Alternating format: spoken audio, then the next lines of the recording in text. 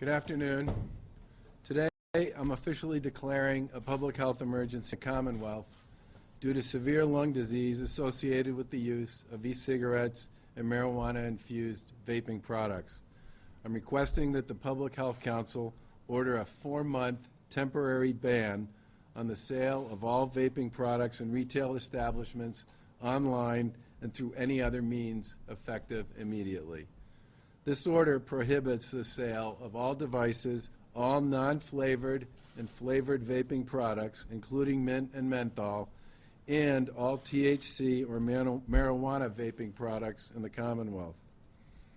Cases of illness are being reported not only for e-cigarettes, which contain nicotine, but also for marijuana vaping products. For this reason, the 4-month prohibition is for all vaping products.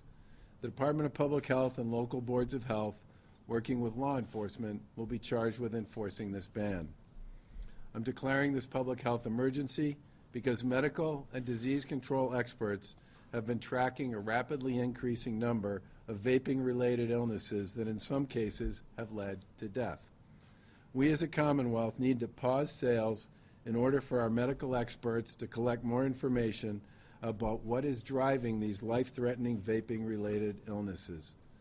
We also need to better understand the inherent dangers of vaping both nicotine and marijuana. With all this information, we can then develop a set of targeted measures and response.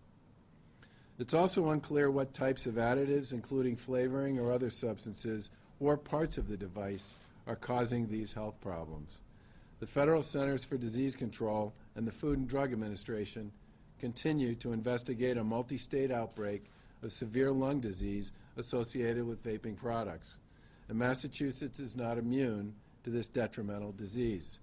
In fact, 41% of all youth in Massachusetts in 2017 reported trying e-cigarettes, and 1 in 5 reported they use e-cigarettes regularly. Earlier this month, the Department of Public Health mandated that physicians immediately report any unexplained vaping-associated pulmonary disease to the department.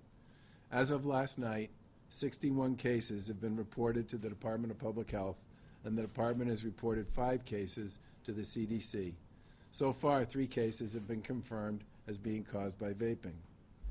Late Friday, we convened a group of pulmonary doctors and pediatric experts from Massachusetts to share what they have observed with their patients, especially young people, and their concerns for the trajectory of vaping-related lung disease. You will hear from 2 of them in a few minutes. What I heard was deeply troubling.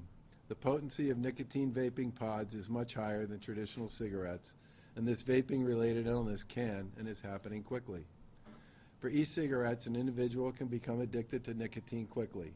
A single pod can contain as much nicotine as an entire pack of cigarettes. In both nicotine and marijuana-infused vaping products, there could be other substances in the pods that are harmful to our lungs. There have been cases reported where an individual becomes hospitalized within 2 weeks of use. One of the experts said, quote, that we don't have time to wait, people are getting sick, and the time to act is now, close quote. I couldn't agree more. While this 4-month temporary ban is in effect, we will wait for the Federal Center for Disease Control to analyze the cases they are currently tracking. Our Department of Public Health will also continue to work with medical providers to review cases of this illness here in the Commonwealth. Medical and disease control experts are still learning more about why nicotine and marijuana-infused vaping products are causing significant harm. With more information, we can then consider legislative action, new regulations, or whatever other tools we need to pursue available at our disposal. E-cigarette usage is exploding, and it's clear there's a very real danger to the population. This temporary ban will allow state government and medical providers the time they need to understand the dangers and respond accordingly. Finally, the administration is committed to increasing the availability of cessation resources and the capacity of the Massachusetts Smokers Helpline, a free service that offers connections for people looking to quit using tobacco or vaping products. You'll hear more on that and other resources from Health and Human Services Secretary Mary Lou Sutters and Department of Public Health Commissioner Monica Burrell. I'd now like to turn the podium over to the Lieutenant Governor.